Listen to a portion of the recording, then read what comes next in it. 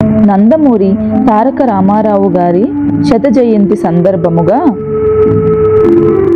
బాల్యంలో నాకు హీరో నందమూరి తారక రామారావు అంటే ఆరాధనతో కూడిన మహాపిచ్చి. ఎందుకంటే శ్రీకృష్ణుడు, దుర్యోధనుడు, రావణుడు, భీముడు, భీష్ముడు, అర్జునుడు శ్రీరాముడిగా నటించిన పురాణ సినిమాల ప్రభావము వలన నఖశిఖ పర్యంతము ఆ పాత్రలకు సరిపోయే ఆహార్యము, పాత్రానుగుణంగా సరిపోయే సహజ సిద్ధమైన వాచకం, ఎబ్బెట్టు లేని నటన, మూర్తీభవించిన మగసిరితో కూడిన అందం, చక్కగా సరిపోయి మహా అద్భుతంగా కనిపించే కాస్ట్యూమ్స్ అతనిని ఏ ఇతర నటులకు అందని గుర్తింపును, కీర్తిని, మహోజ్వలమైన భవితవ్యాన్ని జేజేలుతో తెలుగు ప్రజలందించారు. శ్రీకృష్ణునిగా మాయాబజార్, శ్రీకృష్ణ పాండవీయం, శ్రీకృష్ణ తులాభారం మొదలైన సినిమాలలో శ్రీకృష్ణుని పాత్రను ధరించి ఆయన చేసిన నటన అత్యంత ప్రశంసనీయం, అమోఘం. ఈ పాత్రకు ఆయనే సాటి. ద్వాపర యుగంలోని నిజమైన శ్రీకృష్ణుడు కూడా ఇలా ఉండడేమో అనిపిస్తుంది. ఆ రోజుల్లో శ్రీకృష్ణుడుగా ఉన్న అతని చిత్రపటాన్ని ఇళ్లల్లో ఉంచుకున్నవారు కోకొల్లలు. రాయబార ఘట్టములో చెల్లియో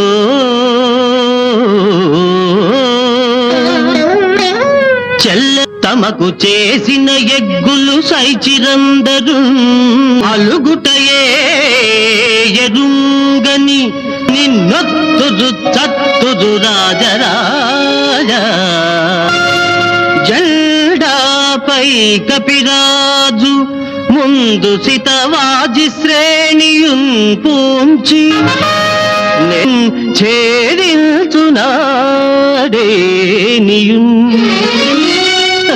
సంతోషమున సంధిసేయుదురే,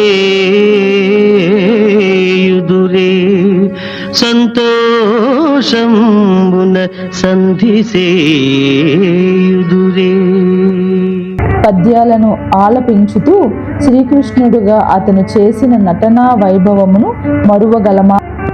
సదరు రాయబార ఘట్టంలో శ్రీకృష్ణుని విశ్వరూప ప్రదర్శన సందర్భముగా తేజస్సుతో ప్రకాశించుచున్న రామారావును చూసిన థియేటర్లలోని ప్రేక్షకులు నోరెల్లబెట్టుకొని భక్తిభావన, తన్మయత్వ హృదయాలతో నిశ్చేష్టులై శిలా ప్రతిమల్లా కదలిక లేక వీక్షించారు. నిశ్శబ్ద వాతావరణములో కనురెప్పలు వాల్చక నిండు నయనాలతో. ఇక శ్రీకృష్ణ పాండవీయం సినిమాలో దుర్యోధన పాత్ర నటన అమోఘం.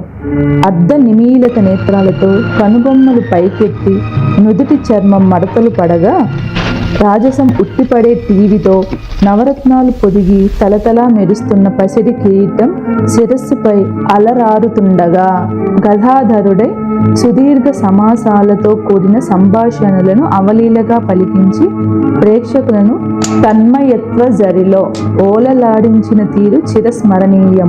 ఇక పాండవ వనవాసం చిత్రంలో భీముడిగా రాజ్య సంపద మదంబున కోమలి కృష్ణ దూచి రంభోరు నిజోరు దేశమున నుండగ పిల్చిన ఇద్దురాత్ము దుర్వారమదీయ బాహు పరివర్తిత చండ గదాభిఘాత భగ్నోరు తరోరు చేయుదు సుయోధను ఉగ్ర రణాంతరంబునను.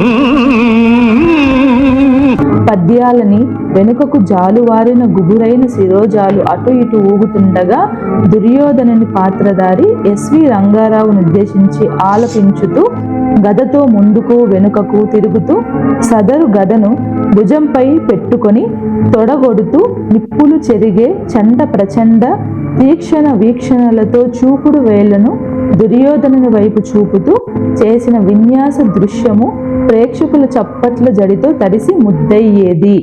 లవకుశ సినిమాలో బట్టలుతికే చాకలి సీతాదేవి మీద చేసిన అపవాదును వేగు ద్వారా విని సీతాదేవి శీలాన్ని శంకించినప్పటికీ నిప్పులాంటి అపవాదు అతను గుండెను దహించి వేయగా బలవంతంగా మనో నిగ్రహుడై శ్రీరాముడు అనుభవించిన మానసిక వ్యధను రామారావు తన నటనలో ప్రదర్శించిన తీరు ప్రేక్షకుల హృదయాంతరాలలో గుచ్చుకొని ఆ బాధ కన్నీటి రూపంలో వచ్చిందంటే ఆ మహానటుని సహజత్వ నటన ఏ స్థాయిలో ఉండేదో ఊహించుకోవచ్చు. అప్పట్లో ఆ సినిమా చూసేందుకు చుట్టుప్రక్కల పల్లెల్లోని ప్రజలు తండోపతండాలుగా తమ ఎడ్ల బండలలో థియేటర్లకు వచ్చారంటే ఆ సినిమా ఘనత ఎటువంటిదో కదా. శ్రీరాముని పాత్రలో ఇమిడిపోయిన రామారావుని నిజమైన రాముడుగానే భావించి భక్తి భావనకు లోనే ముకులిత హస్తాలతో జేజేలు పలికారు. మరికొందరైతే పూల జల్లులు కురిపించి మురిసిపోయేవారు మహానందముతో. ఇకపోతే నర్తనశాల సినిమాలో దేవరాజు అయిన ఇంద్రునితో సమానంగా అతని సింహాసనములో అనగా అర్ధ సింహాసనములో ఆసీనుడై ఇంద్రసభలో అప్సరసైన మేనక ఓ నరవర ఓ కురువర పాటకు చేసే నాట్యమును కోటేరు లాంటి ముక్కు మగసిరితో కూడిన చిరు మందహాసముతో కోర మీసాలు దూవుతూ గాంధీవధారి అయి కిరీటధారి అయిన కిరీటిగా రాజసంతో రామారావు తిలకించిన తీరు అద్భుతము. అదే సినిమాలో విరాట మహారాజు రాజ్యంలోని గోవులను కౌరవసేన దుర్మార్గంగా తరలించుచుండగా భీష్మ దుర్యోధనాదులను ఎదుర్కొని గోవులను విడిపించు సమయంలో జరిగిన యుద్ధంలో అర్జునుడిగా దేదీప్యమానంగా అలంకరింపబడిన రామారావు రూపం ద్విగుణీకృతం మరియు కన్నెపిల్లల ఎదలలో గుబులు పుట్టించే తేజోమయ ముఖ వచ్చస్సు గల అందం ఆయన సొంతం. అప్పట్లో భూ కైలాసం, సీతారామ కళ్యాణం సినిమాలలో ప్రతినాయక పాత్ర అయిన రావణ బ్రహ్మగా నటించి ఆ పాత్రకు హీరోయిజం తీసుకువచ్చి ఔరా అని ప్రేక్షకుల మన్ననలు పొందిన మొండి పట్టుదల గల సాహసి రామారావు. టెక్నాలజీ అంతగా అందుబాటులో లేని రోజులలో కైలాసాన్ని పెకలించి తన 10 శిరస్సులతో ఆ కైలాసాన్ని మోసే సన్నివేశ చిత్రీకరణ బహు క్లిష్టమైనప్పటికీ ఆ సన్నివేశాన్ని అతడు పట్టుదలతో, ఓపికతో, సంకల్ప బలముతో ఒక ఛాలెంజ్గా తీసుకొని రక్తి కట్టించాడనే విషయం మనకు తెలిసినదే. ఇక రావణ బ్రహ్మగా అతని నటన అనుపమానము, అద్భుతము, అసామాన్యము. ఇక భీష్ముడు మరియు పరమశివుడు పాత్రల్లో తనకు సాటి ఎవరూ లేరని నిరూపించుకున్నాడు. పురాణ, చారిత్రాత్మక, జానపద చిత్రాల పాత్రలలో ఆయనకు సమానంగా నటించే నటుడే లేడని ఘంటాపథంగా చెప్పచ్చు. అంతెందుకు, తిరుమలకు వచ్చి శ్రీ వెంకటేశ్వర స్వామిని దర్శించుకున్న ఒకప్పటి యాత్రికులు లెక్కకు విక్కుటంగా మద్రాసులోని టీనగర్లో కాపురము ఉన్న రామారావుని దర్శించుకొని జన్మ ధన్యమైనదిగా భావించి సంతృప్తికర మనస్సులతో తమ ఇళ్లకు తిరుగు ప్రయాణం అయ్యేవారు. అది శ్రీ నందమూరి తారక రాముడిపై ఉన్న ఆరాధ్యాభిమానము. అటువంటి గొప్ప కథానాయకుని చిత్రాలు చూసే మహాభాగ్యం మా తరం వారికి కలిగింది. పురాణ కథల మీద ఆసక్తి కలగడానికి అతనే కారకుడు. పురాణ సినిమాలలోని పాత్రలలో నిజంగా పురాణ పురుషులే పరకాయ ప్రవేశం చేసి అతనిని నటింపజేసి జీవింప చేశారేమోననే భ్రాంతి కలుగుతుంది. కొన్ని పాత్రలలో అతని నటన రోమాంచితమే. ఆ గత స్మృతులు, దృశ్యమాలికలు ఒక్కొక్కటిగా మెదలినప్పుడు కలిగే ఆనందం వర్ణనాతీతం. ఆ మధురమైన ఆనందాలు ప్రస్తుతం మనకు మృగ్యము మరియు గగన కుసుమాలు.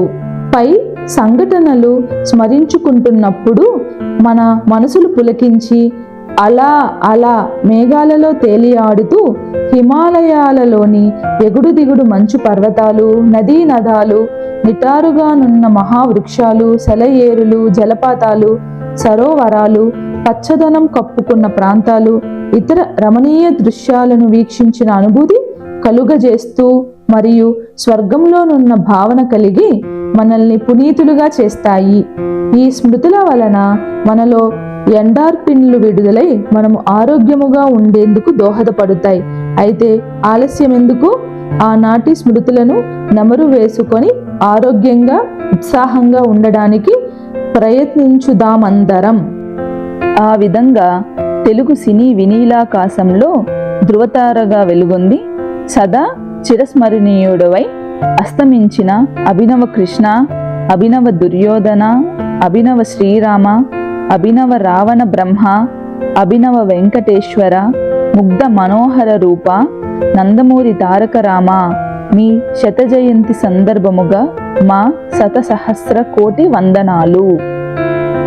రచన జిఎస్ నాగరాజ, రిటైర్డ్ తహసీల్దార్, తిరుపతి.